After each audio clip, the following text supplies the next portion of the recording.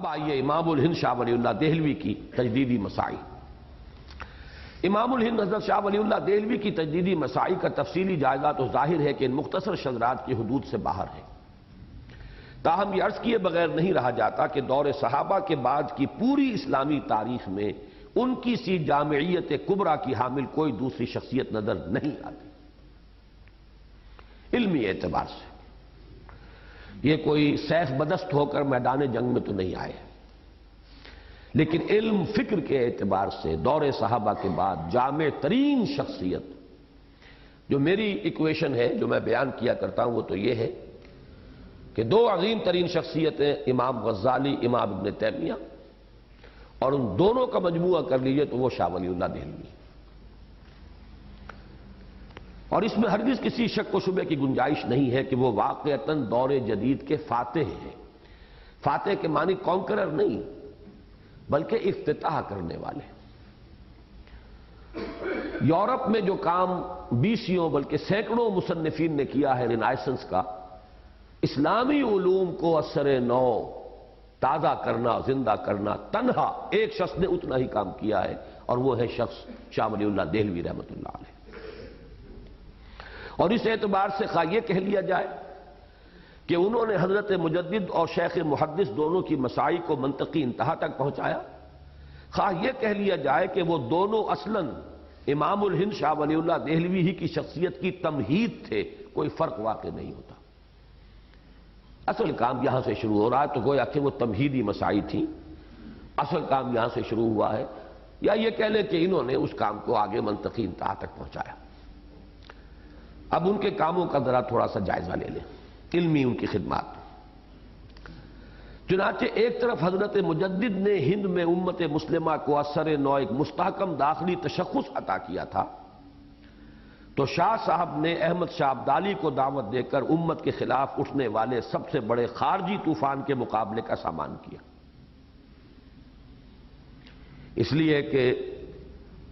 یہ جو مرہٹہ تھریٹ تھی ہندوستان میں، عالمگیر 25 برس تک دکن میں رہے ہیں، لڑتے رہے شیواجی سے،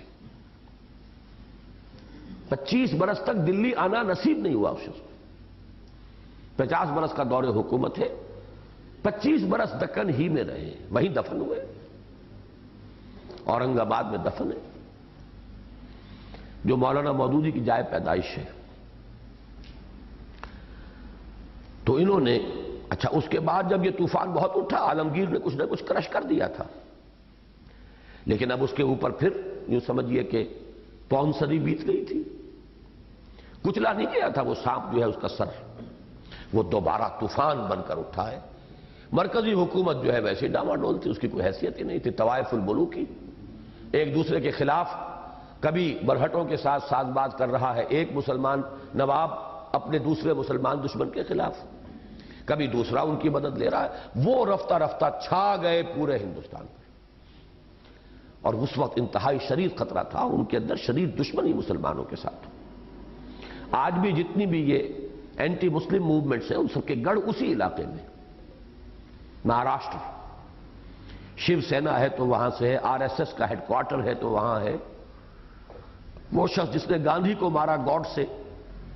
اور اس نے اسی جرم میں مارا کہ اس نے اس کے نزدیک گاندھی مسلمانوں کی پشت پناہی کر رہا تھا، وہ بھی وہیں کا ہے، وہی علاقہ۔ تو مسلمان دشمنی میں، مسلم دشمنی میں پورے ہندوستان میں چوٹی پر ہے وہ علاقہ، اور وہاں سے یہ مرہٹہ قوت ابھری تھی۔ اب شاہ ولی اللہ ایک درویش دہلی میں بیٹھے ہوئے اپنے حجرے میں، لیکن وہ صورتحال کو دیکھ رہے ہیں۔ دیکھیے سیاستدان نہیں تھے، نہ امیر تھے، نہ گورنر تھے، نہ درباری تھے، کچھ بھی نہیں تھے، لیکن نگاہ ہے، دیکھ رہے ہیں، حالات کے نبض پر ہاتھ ہے، خطرے کا اندیشہ ہو گیا ہے، اور پھر کہاں سے ہندوستان میں کوئی شکل نہیں تھی، کوئی قوت ایسی نہیں تھی کہ جس کو اپروچ کرتے، لہذا خود خط لکھا ہے احمد شاہ ابدالی کو، اسے بلایا ہے، اور پانی پت کی تیسری جنگ میں پھر احمد شاہ ابدالی کے ہاتھوں اللہ نے مرہٹہ قوت کو توڑا ہے۔ یہ ہمارے پروفیسر یوسف سلیم چشتی صاحب کا ایک بڑا ہی محبوب موضوع تھا، اس پر وہ تقریر کرتے تھے تو جس جذبے کے ساتھ اور شوق کے ساتھ اور جو معلومات ان کے پاس تھی کہ واقعتاً اللہ کی مدد تھی، مرہٹا فوج کے لیے ایک بہت بڑی کمک آئی، ہزاروں اس کے اندر وہ جانور تھے جن کے اوپر وہ گندم لدی ہوئی ہے، پیسہ ہے، سامان ہے، فوج کے لیے کمک آئی ہے۔ راستہ وہ بھول گئے، پہنچ گئے عبدالی کے کیمپ میں، ساری مدد اور کمک مل گئی عبدالی کو۔ تو اللہ کی طرف سے ہوتا ہے، لیکن یہ کہ بہرحال کچھ نہ کچھ اسباب ہوتے ہیں۔ تو اب یہاں دیکھیے میں نے ان دونوں کو جمع کیا ہے۔ ایک طرف حضرت مجدد نے ہند میں امت مسلمہ کو اثر نو مستحکم داخلی تشخص عطا کیا۔ یہ داخلی تشخص تھا، اتباع سنت، شریعت کی پابندی، یہ داخلی تشخص کی پریزرویشن ہوئی، استحکام ہوا۔ تو شاہ صاحب نے احمد شاہ ابدالی کو دعوت دے کر امت کے خلاف اٹھنے والے سب سے بڑے خارجی طوفان کے مقابلے کا سامان کیا، اور حضرت مجدد نے رد روافظ سے جس کام کا آغاز فرمایا تھا، یہ ان کا رسالہ شیعیت کی نفی میں، اس کی تکمیل شاہ صاحب نے ازالت الخفا عن خلافت الخلفاء اور قرۃ العینین فی تفضیل الشیخین اور ان کے صاحبزادے شاہ عبدالعزیز نے تحفہ اثنا عشریہ ایسی کتابوں کی تصنیف سے کی۔ یہ دو کتابیں ازالت الخفا عن خلافت الخلفاء یہ بڑی چوٹی کی کتابیں ہیں کہ اصحاب ثلاثہ، بلکہ خاص طور پر جو حضرت علی رضی اللہ تعالیٰ عنہ کی خلافت ہی کو بلا فصل قرار دینے کے لیے جو نفی اہل تشیع کرتے ہیں پہلی تینوں خلافتوں کی، تو ازالت الخفا عن خلافت الخلفاء، ان خلفاء کی خلافت پر جو پردے ڈالے جا رہے ہیں اس کا ازالہ کرنے کے لیے کتاب لکھی۔ یہ خلفاء برحق تھے۔ اسی طریقے سے قرۃ العینین فی تفضیل الشیخین، حضرت علی کی جو فضیلت حضرت ابوبکر اور حضرت عمر پر ثابت کی جا رہی تھی، اس کے رد میں قرۃ العینین فی تفضیل الشیخین، کہ شیخین ابو بکر اور عمر رضی اللہ تعالیٰ عنہ قطعاً افضل ہیں حضرت علی سے رضی اللہ تعالیٰ عنہ۔ اور پھر تحفہ اثنا عشری، اثنا عشری کہلاتے ہیں نا یہ 12 اماموں کے ماننے والے جو ہمارے ہاں شیعہ ہیں، باقی تو اصل میں تو وہ جن کا معصوم امام اب بھی موجود ہے، مکمل شیعہ تو وہ ہے، یہ تو درمیان میں لٹکے ہوئے، ان کا امام بھی غائب ہے۔ اس اعتبار سے وہ امامیہ جو ہے اصل میں تو وہ ہے۔ بہرحال اثنا عشری ان کو کہتے ہیں، تو تحفہ اثنا عشریہ شاہ عبدالعزیز نے کتاب لکھی۔ اور دوسری طرف شیخ محدث نے علم حدیث کا جو پودا سرزمین ہند میں لگایا تھا، عبدالحق محدث دہلوی رحمۃ اللہ علیہ نے،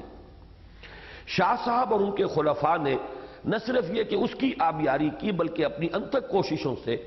صنم خانہ ہند کو علم حدیث نبوی کا ایک عظیم الشان چمن بنا دیا۔ عجیب مشابہت ہے کہ شیخ عبدالحق محدث دہلوی نے مشکات المصابیح کی ایک شرح عربی میں لکھی تھی اور ایک فارسی میں۔ اسی طرح امام الہند شاہ ولی اللہ دہلوی رحمۃ اللہ علیہ نے موطا امام مالک کی ایک شرح عربی میں لکھی المصوّع اور ایک فارسی میں لکھی المصفّہ۔ واضح رہے کہ شاہ صاحب کے نزدیک موطا امام مالک کو علم حدیث کے ذیل میں اصل اول کی حیثیت حاصل ہے، کیونکہ پہلا مجموعہ جو مرتب ہوا ہے وہ موطا ہے۔ اس لیے شاہ صاحب کے نزدیک باقی تمام کتابوں پر فوقیت ہے اہمیت کے اعتبار سے موطا امام مالک کو۔ اس پر متضاد ہیں۔ اب یہ تو وہ کام تھے جو حضرت مجدد نے شروع کیے یا شیخ عبدالحق محدث دہلوی نے شروع کر دیے تھے، اس میں پیش قدمی ہوئی، فردر ایڈوانس جو شاہ ولی اللہ دہلوی کے ذریعے ہوا۔ اس پر مستضاد ہے شاہ صاحب کے وہ کارنامے جن کی بنا پر یہ کہا جا سکتا ہے کہ اسلام کی نشأت ثانیہ کے طویل عمل کا اصل نقطۂ آغاز انہی کی ذات گرامی ہے۔ مثلاً ایک یہ کہ علم فقہ کے میدان میں ایک طرف آپ نے اقد الجید فی احکام الاجتہاد و تقلید تصنیف فرمائی، جس سے تقلید جامد اور اجتہاد مطلق کے مابین اعتدال کی راہ واضح ہوئی۔ اب یہ جو مقلد جامد یہاں پر بس حنفیت ہی حنفیت اور اس کے سوا کچھ نہیں، تو شاہ صاحب نے یہ کتاب لکھی کہ ایک درمیانی راہ، اعتدال کی راہ اختیار کرنی چاہیے، تقلید جامد، اور یہ بھی نہ ہو کہ آدمی مادر پدر آزاد ہو جائے، کچھ نہ کچھ تو کسی کھوٹے سے تو بندھا رہنا چاہیے۔ اسی دوسری طرف الانصاف فی بیان سبب الاختلاف ایسی مارکت الآراء کتاب لکھی۔ یہ کتاب جو ہے اس کا موضوع یہ ہے کہ یہ واضح کیا جائے کہ یہ فقہی اختلافات کس وجہ سے ہوئے۔ اب اگر آپ کو معلوم ہو کہ ایک شخص یہ کہہ رہا ہے ایک شخص یہ کہہ رہا ہے، یہ تو زمین و آسمان کا فرق ہو گیا، ایک مشرق کی بات کر رہا ہے ایک مغرب کی، لیکن معلوم ہو جائے کہ اصل نقطہ بیچ میں کیا ہے۔